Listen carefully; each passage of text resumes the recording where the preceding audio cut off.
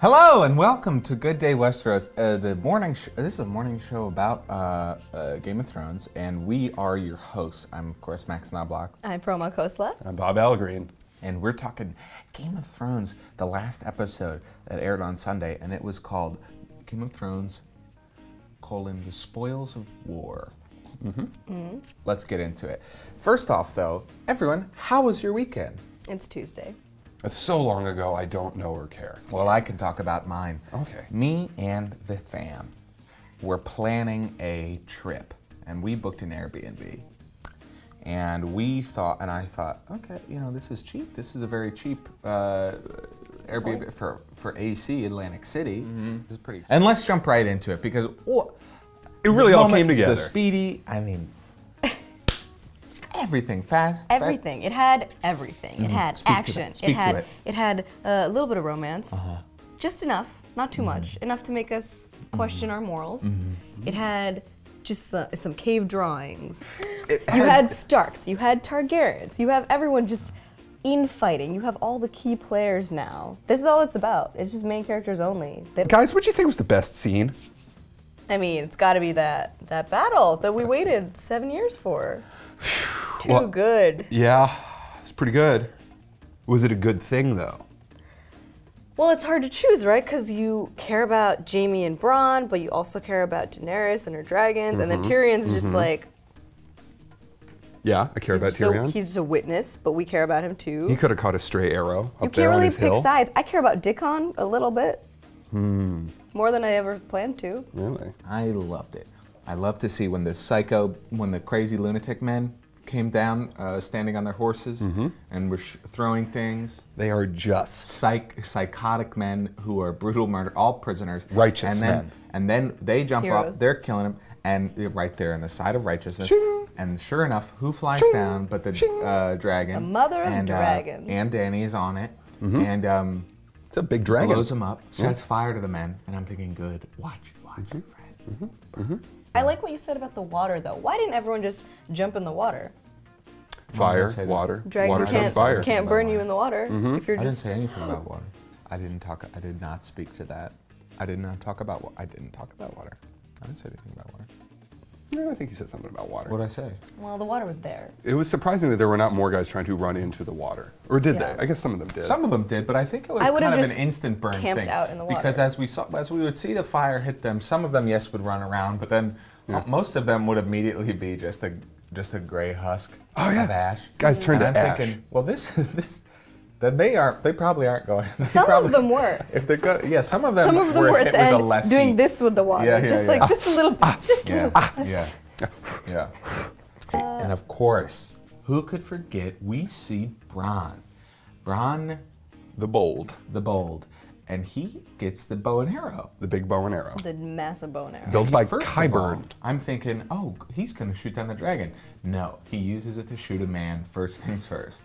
I'm thinking, how long does this thing take to reload? Because you wasted a lot of time and How many energy. arrows? Just kill that guy with your hands. But luckily, he reloads it again. He swivels it around. He aims it up, and the dragon doesn't see. And then he hits the dragon, but not good enough. Not real And great. I'm thinking, this is compelling. Anyway, we have Tyler on the scene at the loot train right now. Tyler? Let's go to Tyler. Guys, I'm lost. I gotta tell you, and I'm scared. We have no food. There's 3 of us here, and we are desperate. Please help. Great stuff. Great stuff, I think Tyler. no food means it's at High Garden, so now you know where you are. The lot is empty. Do we think Sansa's gonna kill Littlefinger? It's getting close. Now there's a dagger. Arya has the dagger. Bran, the creepy Bran, he turns to his sister and he says, I'll tell you who doesn't need a knife. It's me. What am I going to do with it? And I'm thinking, close combat weapon, and you have movement in your arms. Someone you could literally you could tried to still kill you technically with say, that no, knife. no, I'm weird now, and you got to take it. And he gives it to Arya, and he shouldn't says, be around I that. think, and he looks at her and the camera zooms in, and he says, I think you'll find a good use for this. And then they very tight zoom in on the dagger, and I'm thinking, and here's a fan theory, could this dagger be important Could we see this again? It's hard to tell. It's very subtle. It's very nuanced. That's my fan portrayal. There's something funny about that. The children of the forest draw in spiral patterns that are very, what could this represent the sun? We don't know. And then they draw extraordinarily photorealistic with chalk that has stayed. Yeah. With chalk that has stayed chalk. in And perfect the color. blue is amazing. Blue eyes. It's very much like, oh, that's the guy we saw earlier. I don't think it's the same guy. Well, they're magical creatures. They should be able to do that. But then they didn't do it with the. No. Hey, I loved it. I thought it was really good. I thought it looked really good, and probably a different guy drew it. And also, did you notice that in their drawing, the Night King had a big beard? That's how you know about the that. passage of time. Yeah. I guess he shaved. He shaved in between. Guys, let's get into the power rankings, Let's shall do we? it. This is the most could we? important part of the episode. Where does everybody stand power-wise in Westeros this week? Some pretty serious developments. Yeah. Major characters met, conflicted, head-to-head. The most important development, I think, is our number 5 power ranking. Yeah, Mycroft Holmes from the bank. He's a bank teller, and he has initiative, and he's guaranteeing that he can give all the money because and I wish they would focus more on the economics of it. But if Trade that's really cool. I want to know about tariffs. And he wants to give them the money. Yep. Yeah. I wonder where that plot's going with him. I wonder. I have no idea. Number 4, this is a grouping. We're going to bring them all together, zoop, because they're all together back on the show again. House Stark, guys. Arya and Bran and Sansa. They're a force to be reckoned with. Number 3, Bronn the Brave. Bronn the Bold and the Brave. Really showed up for that battle of the loot train. Put the team on his back and shot a dragon. Number 2, not a human, a dragon. Yeah. Drogon, the dragon. Love it. Very List powerful. Is so open. Large wings, blows fire. There it is. Number 1. It's true. Dany Targaryen.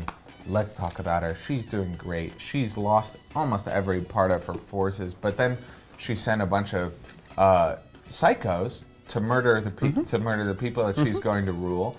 And then she also brought a monster to burn them alive in front of each other. And she left some of them alive so they can talk about it. Right now we have Tyler at the bank.